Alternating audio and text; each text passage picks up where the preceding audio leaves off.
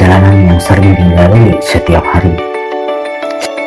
Ada Toyota, Honda, Daihatsu, Kawasaki, ataupun Suzuki. Pertanyaannya, mengapa produk-produk tersebut bisa menguasai pasar kita? Apakah itu berlangsung seketika? Ternyata tidak.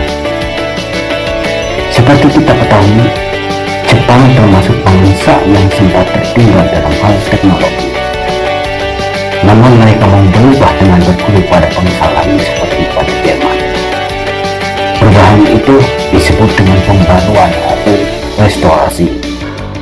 Sebelumnya, Jepang merupakan negara tertutup dan dijalankan secara feodalistik. Barulah pada masa Meiji berkuasa, ada sebuah perubahan besar yang terjadi. Kebijakan restorasi mengubah Jepang menjadi negara maju hingga saat ini. Pembaruan itu terjadi dalam sistem politik, ekonomi, dan pendidikan.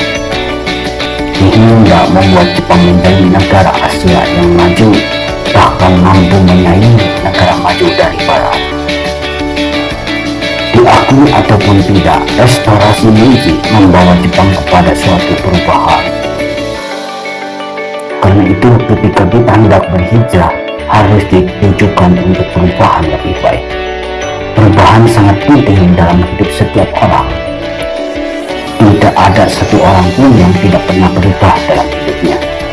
Karena dengan perubahan dapat menimpa kita menjadi pribadi yang lebih kuat. Karena itu, perubahan harus terus terjadi dan dicari. Untuk apa? Ya, untuk peningkatan diri, untuk memperbaiki diri, untuk menjadikan diri kita lebih baik daripada hari